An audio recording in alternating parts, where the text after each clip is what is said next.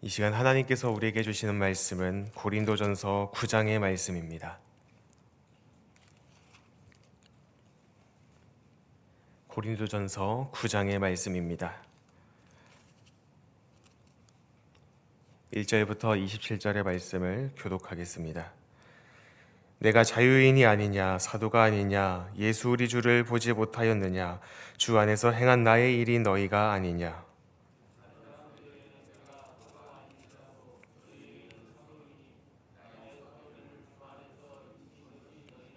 나를 비판하는 자들에게 변명할 것이 이것이니 우리가 다른 사도들과 주의 형제들과 게바와 같이 믿음에 자매된 아내를 데리고 다닐 권리가 없겠느냐. 누가 자기 비용으로 군복무를 하겠느냐. 누가 포도를 심고 그 열매를 먹지 않겠느냐. 누가 양떼를 기르고 그 양떼의 젖을 먹지 않겠느냐.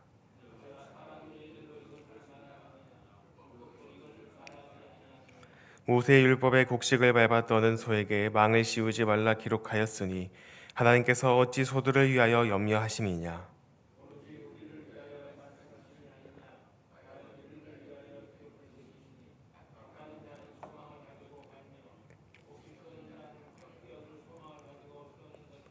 우리가 너희에게 신령한 것을 뿌렸은즉 너희의 육적인 것을 거두기로 과하다 하겠느냐.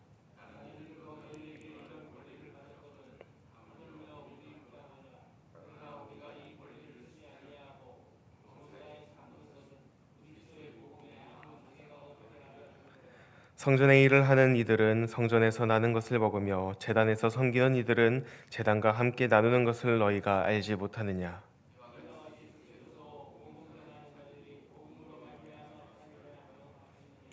그러나 내가 이것을 하나도 쓰지 아니하였고 또 이 말을 쓰는 것은 내게 이같이 하여 달라는 것이 아니라 내가 차라리 죽을지언정 누구든지 내 자랑하는 것을 헛된 대로 돌리지 못하게 하리라.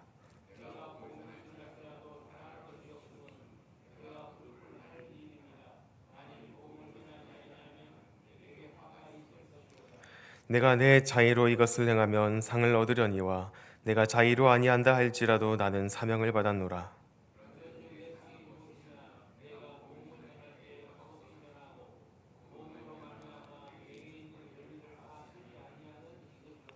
내가 모든 사람에게서 자유로우나 스스로 모든 사람에게 종이 된 것은 더 많은 사람을 얻고자 함이라.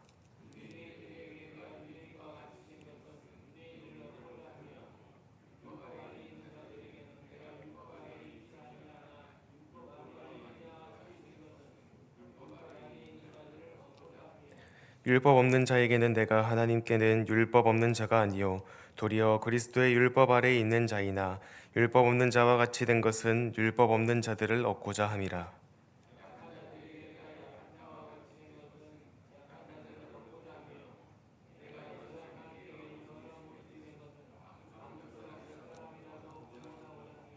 내가 복음을 위하여 모든 것을 행함은 복음에 참여하고자 함이라.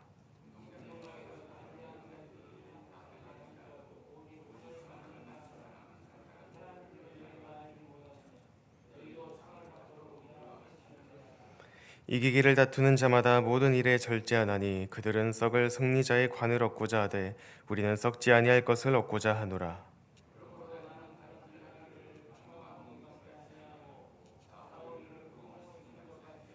함께 읽겠습니다. 내가 내 몸을 쳐 복종하게 함은 내가 남에게 전파한 후에 자신이 도리어 버림을 당할까 두려워함이로다. 아멘. 사도 바울은 고린도전서 8장에서 믿음이 강한 자는 믿음이 연약한 자를 위하여 자신의 자유를 포기해야 된다라는 내용을 권고했었고, 이어 오늘 9장 말씀은 자유를 포기한 자신의 삶, 즉 사도의 권리, 그리고 그 권리를 내려놓은 자신의 모습에 대해서 증언하고 있습니다. 먼저 1절 말씀을 보시면 내가 사도가 아니냐, 내가 자유인이 아니냐, 내가 우리 주 예수를 보지 못하였느냐, 너희는 주 안에서 나의 사역의 열매가 아니냐 라고 고린도 교회 성도들에게 말하고 있습니다. 이것은 자신의 정체성을 확인시켜주는 선언입니다. 당시 고린도 교회 안에는 바울의 사도권을 의심하는 사람들이 있었습니다. 그래서 바울은 논리적으로 그 사실을 근거로 말합니다. 내가 예수 그리스도를 만난 사람이고 또 내가 세운 교회가 바로 너희다. 이 열매를 통해서 너희가 알 수 있지 않겠냐. 너희가 지금 믿음 생활하고 고린도 교회가 이것 가운데 세워진 것, 그 모든 것이 하나님으로부터 사도의 부르심을 받은 그 사역의 열매, 즉 자신이 사도됨을 증명하는 살아있는 증거라고 여기서 말하고 있는 것입니다. 2절 말씀에서 바울은 다른 사람들에게는 내가 사도가 아닐지라도 너희에게는 사도니 나의 사도됨을 주 안에서 인친 것이 너희라. 여기서 인친 것이라는 표현은 도장이나 표식과 같은 의미를 담고 있습니다. 당시 문서나 물건의 진위를 증명할 때 인을 찍듯이 고린도 교회는 바울의 사역의 진정성을 증명하는 표였다는 것이죠. 즉 바울의 사도권은 말로 주장하는 것이 아니라 열매로 나타난 것이다 라고 여기서 주장하는 겁니다. 3절에서 본격적으로 자신의 권리를 설명하기 시작합니다. 나를 비판하는 자들에게 변명할 것이 이것이니. 바울을 비판하는 많은 사람들이 있었던 것 같습니다. 그거에 대해서 변명을 4절과 5절에서 말합니다. 우리가 먹고 마실 권리가 없겠느냐? 우리가 다른 사도들과 주의 형제들과 개바와 같이 믿음의 자매를 데리고 다닐 권리가 없겠느냐? 여기서 바울은 권리를 언급합니다. 하나는 먹고 마실 권리이고 바로 이것이 생계에 대한 권리죠. 그리고 다른 하나는 결혼과 가정에 대한 권리입니다. 당시 다른 사도들은 사역을 하면서 교회의 도움을 받았고 가족과 함께 사역을 하는 경우도 있었습니다. 그러나 바울은 나도 그렇게 할 수 있음에도 그렇지 않았다. 나도 그렇게 누릴 권리가 있었지만 나는 그 권리를 누리지 않았다라는 것이죠. 바울에게 권리가 없었다가 아니라 나에게 권리가 있음에도 내가 이것을 사용하지 않았다, 누리지 않았다라고 말하는 겁니다. 6절에서 어찌 나와 바나바만 일하지 아니할 권리가 없겠느냐? 바울은 실제로 천막을 만들며 자비랑 사역을 했습니다. 보통은 공동체가 선교 헌금으로 많은 사도들의 그리고 또 선교사들의 사역이 이루어졌습니다. 근데 이 고린도 교회의 성도들은 바울은 너는 무조건 일을 해서 그 사역을 감당해야 된다. 이 자비랑 사역이 그 당시 당연한 것이 아님에도 고린도 교회 성도들은 그것이 당연하지 않냐라며 바울을 공격했던 것으로 보여집니다. 7절 이후로 바울이 세 가지를 비유로 설명합니다. 누가 군사로 복무하면서 자기 비용으로 하겠느냐? 누가 포도원을 가꾸고 그 열매를 먹지 않겠느냐? 누가 양떼를 기르고 그 젖을 먹지 않겠느냐? 일하는 사람이 그 수고의 열매를 누리는 것은 너무나 당연한 원리라는 것을 말합니다. 천막을 만들면서 거기에 나온 수익으로 사역을 위해 쓸 수도 있고 본인의 생계를 위해서도 쓸 수 있는 것이죠. 그리고 어쩌면 또 사역자는 또 성도들의 그런 헌금과 연부로 살아가는 것이 틀린 것이 아니다. 왜 너희가 그렇게 고정관념으로 나를 대하고 있느냐라고 이 세 가지 비유로서 자신을 변호하고 있는 것입니다. 이어서 8절과 9절 말씀은 율법까지 근거로 제시를 합니다. 내가 사람의 옛대로 이것을 말하느냐? 율법도 이것을 말하지 아니하느냐? 모세 율법에 곡식을 밟아 떠는 소의 입에 망을 씌우지 말라 기록되었다고 바울은 증언합니다.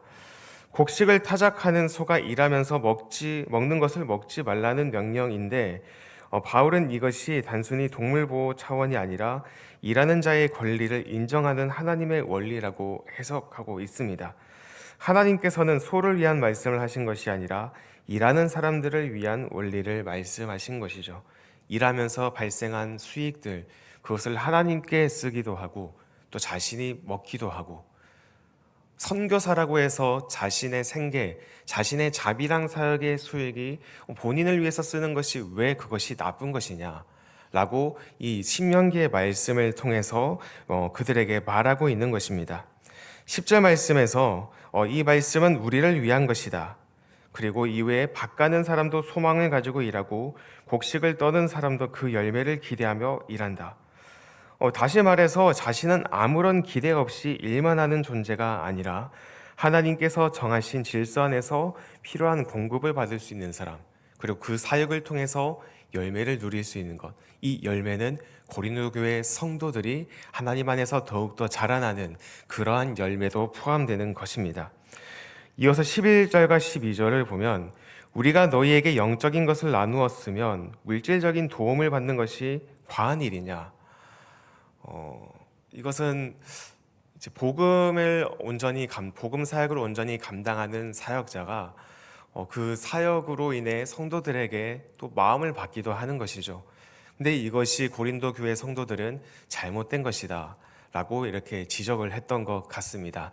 이에 대해서 바울은 서로 마음을 나누고 영적인 것을 나누고 물질적인 것을 나누는 것이 결코 이 복음 안에서 나쁜 것이 아니다 라고 여기서 자연스러운 일인 것을 말하고 있는 것입니다. 마지막으로 13절과 14절에서 바울은 구약의 제사 제도와 예수님의 가르침을 함께 연결합니다. 성전에서 일하는 사람들이 제물로 생활했던 것처럼 주님께서도 복음을 전하는 사람들이 복음을 통해 살아가도록 하셨다는 것입니다. 바울이 말하는 권리는 개인적인 주장이나 시대의 관습이 아니라 성경 전체가 말하는 하나님의 원리라는 것을 주장하고 있는 것입니다. 바울은 지금까지 충분히 자신의 권리가 정당하다는 것을 설명했습니다. 그 권리는 개인의 주장도 아니고 문화적 관습도 아니고 성경 전체가 뒷받침하는 하나님의 원리다 라면서 자신에 대한 이제 고린도 교회의 비판과 비난들에 대해서 변호하는 장면을 우리가 볼 수 있었습니다. 15절부터는 오늘 본문의 전환점을 맞이합니다. 그러나 내가 이것을 하나도 쓰지 아니하였고 또 이 말을 쓰는 것은 내가 이렇게 하여 달라는 것이 아니라. 바울은 분명히 말합니다. 나는 이 권리를 알고 있지만 사용하지 않았다. 그리고 지금 이 말을 하는 것도 앞으로 그것을 요구하기 위해서가 아니라는 것이다. 어쩌면 앞선 우리가 1절부터 14절까지 살펴봤던 내용들, 사실 그 말씀들이, 내용들이 바울에게는 해당되지 않았던 내용이라는 겁니다. 자신은 그것을 누리지 않고 있었고, 자신은 그 모든 것을 당연하다고 여기지 않고 있음에도 불구하고 성경의 원리를 고린도 교회 성도들한테 먼저 설명한 것이죠. 그리고 자신의 삶에 대해서 말합니다. 내가 이것을 하나도 쓰지 아니하였다.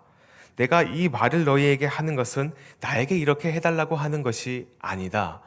성경의 원리가 어떤 것이며 너희가 어떤 마음으로 사역에 동참해야 되는가를 바울은 여기서 말하는 것입니다. 그는 권리를 설명했지만 그 목적은 권리를 주장하기 위함이 아니라 오히려 그 권리를 내려놓는 선택이었던 겁니다. 이어서 바울은 매우 강한 표현을 사용합니다. 내가 차라리 죽을지언정. 그만큼 바울에게 있어 복음은 타협할 수 없는 아주 소중한 가치였고 이 복음에 대한 어떠한 오해의 여지도 남기고 싶지 않았던 것입니다. 16절 말씀에서 그는 내가 복음을 전할지라도 자랑할 것이 없음은 내가 부득불할 일임이니라. 바울에게 복음 전하는 일은 선택의 문제가 아니라 마땅히 해야 할 일이었습니다. 하나님께서 맡기신 사명이었고 피할 수 없는 부르심이었습니다. 그래서 이어서 바울은 만일 복음을 전하지 아니하면 내게 화가 있을 것이미로다. 이것은 단순한 열정의 표현이 아니라 사명의식의 고백입니다. 복음은 바울에게 있어 선택이 아니라 그 삶의 존재의 이유였다는 겁니다. 17절과 18절에서 바울이 말하는 상은 무엇입니까? 내가 내 자의로 이것을 행하면 상을 얻으려니와 내가 맡은 직분은 청지기 직분이니라. 바울은 자신을 청지기로 이해합니다. 즉 주인이 따로 있고 자신은 맡겨진 일을 수행하는 사람이라는 겁니다. 그렇다면 그의 상은 무엇입니까? 18절 말씀에 분명히 말합니다. 내가 복음을 전할 때에 값없이 전하고 복음으로 말미암아 내게 있는 권리를 다 쓰지 아니하는 이것이로다. 바울에게 있어 상은 물질적인 보상이 아니라 복음을 순수하게 전달할 수 있다는 것 그 자체였습니다. 이것이 바울의 기쁨이었고 이것이 그의 자랑이었습니다. 19절 말씀을 보시면 내가 모든 사람에게서 자유로우나 스스로 모든 사람에게 종이 된 것은 더 많은 사람을 얻고자 함이라. 자신이 누릴 수 있는 권리, 자유를 포기하며 종의 위치를 자처한 것은 많은 사람들을 얻기 위해서다. 나의 이 자유와 권리를 포기하는 삶을 통하여 사람들이 복음을 받아들이게 된다면 나는 기꺼이 그 모든 것을 내려놓겠노라 라는 바울의 고백인 것입니다. 바울은 유대인에게는 유대인과 같이, 율법 아래에 있는 자들에게는 율법 아래에 있는 자와 같이, 율법 없는 자들에게는 율법 없는 자와 같이, 그리고 약한 자들에게는 약한 자와 같이 되었다고 말합니다. 복음을 전하는 방식에 있어서 철저히 자신을 낮추었고 상대방이 이해할 수 있는 자리로 내려갔으며 상대방의 상황을 고려하며 접근했다는 것이죠. 자신의 자존심, 자신의 익숙함, 자신의 권리를 내려놓고 상대방의 자리로 내려간 겁니다. 예수 그리스도께서도 마찬가지셨습니다. 하늘 영광 그 모든 보좌를 내려놓으시고 가장 낮고 낮은 인간의 자리로 내려오셨습니다. 이것이 바로 성육신하신 예수 그리스도의 사랑이며 또 잃어버린 영혼을 구원하기 위한 하나님의 마음이었던 것이죠. 24절부터 27절까지는 바울은 자신의 삶 전체를 하나의 비유로 정리합니다. 운동장에서 다름질하는 자들이 다 달릴지라도 오직 상을 받는 사람은 한 사람인 줄을 너희가 알지 못하느냐. 수많은 사람들이 믿음의 여정을 가더라도 결국 그 믿음 결승선, 인생의 결승선에 도달하는 사람이 많지 않다. 모두가 다 그 결승선에 도달하는 것은 아니다 라고 말하는 것이죠. 너희도 상을 받도록 이와 같이 다름질하라. 상을 받으려면 어떻게 해야 됩니까? 끝까지 가야 됩니다. 중간에 포기하면 상을 받을 수가 없습니다. 우리의 이 믿음의 여정이 때로는 힘들고 멀고 거칠게 느껴질지라도 그 부름의 상을 위하여 끝까지 달려갈 때 너희에게 그 상이 있을 것이다. 그러므로 끝까지 다름질하라 그들에게 말하는 것입니다. 25절 말씀에 그는 이기기를 다투는 자마다 모든 일에 절제하나니, 운동선수가 목표를 위해 자신의 생활을 철저히 관리하듯이 신앙의 사람도 마찬가지라는 것입니다. 믿음의 결승선에 도달하기 위해 자신의 것을 절제할 줄 알고 내려놓을 줄 알고 통제할 줄도 알고 나에게 자유와 권리임에도 불구하고 그것을 내려놓는 것, 그것이 필요하다고 바울은 말합니다. 27절에서 바울은 자신의 삶을 가장 강하게 표현합니다. 내가 내 몸을 쳐 복종하게 함은, 자신의 욕망과 습관, 감정까지도 복종시키는 삶입니다. 왜 이렇게까지 하겠습니까? 남에게 전파한 후에 자신이 도리어 버림을 당할까 두려워함이로다. 바울은 이 사역의 열매보다 자신의 신앙이 무너지는 것을 더욱더 두려워했습니다. 겉으로는 성공적인 사역자로 보일 수도 있지만 실제로 하나님 앞에 무너질 수 있다는 사실을 누구보다도 깊이 인식하고 있었던 것입니다. 우리 모두는 하나님께서 맡겨주신 사역을 감당하는 사람들이며 이 땅 가운데 하나님의 뜻을 이루어가며 하나님의 나라를 확장시켜 나가는 복음 사명자로 우리는 부르심을 받았습니다. 그리고 이 땅 가운데, 가정 가운데, 사회 가운데, 나라와 민족 가운데 하나님께서 우리를 보내셨습니다. 우리는 파송받은 선교사이며 파송받은 복음 사명자입니다. 이 안에서 우리는 믿음의 여정을 완주해야 될 텐데 그 믿음의 결승선에 도달하기 위해서 우리는 끝까지 포기하지 않고 다른 박질할 수 있는 그 믿음이 있어야 할 것이고, 때로는 자신을 절제하고 나의 욕망과 습관과 나의 자유와 권리를 내려놓는 그러한 믿음과 겸손의 태도가 우리에게 있어야 함을 보여주고 있습니다. 사도 바울이 고린도 교회와 오늘 우리에게 이렇게 하나님의 말씀을 대언하는 이유는 자신이 그러한 삶을 누리고 있기 때문이 결코 아니었습니다. 자신은 그러한 권리를 누리지 않으면서 고린도 교회에게 성경의 원리는 당연히 이렇게 하는 것이 마땅하지만 나는 복음을 위해서 이 모든 것을 포기하였느니라. 너희들도 이 복음의 여정 가운데 이것을 포기할 수 있는 그리스도인이 되어라. 이렇게 하나님의 말씀을 권면하고 있는 것입니다.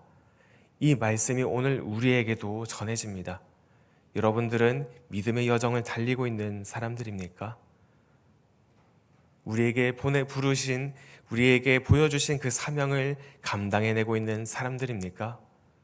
때로는 이 자유를, 때로는 이 권리를, 때로는 나의 편함과 유익을 내려놓을 때 수많은 사람들이 예수 그리스도의 복음으로 인해 돌아오는 놀라운 역사가 일어나게 됩니다. 내가 드러나고 내가 잘나고 나의 힘으로 하는 것이 아니라 오직 예수 그리스도께, 하나님께 내려놓고 맡겨드리며, 그리고 내가 죽어도 괜찮습니다, 하나님의 일을 위하여 나를 사용하옵소서, 이러한 믿음이 더욱더 교회를 성장시키고 교회를 굳건한 반석 위에 세워나가게 될 줄 믿습니다. 우리 모두가 그러한 사도, 그러한 제자, 그러한 선교사로 살아갈 수 있기를 간절히 소망합니다. 우리가 믿음을 붙들고 나아갈 때 하나님께서 우리의 삶 가운데 날마다 동행하여 주시고 우리를 보호해 주실 줄 믿습니다. 이 믿음으로 오늘 하루 굳건히 살아가는 저와 여러분 되시기를 주님의 이름으로 간절히 축원합니다.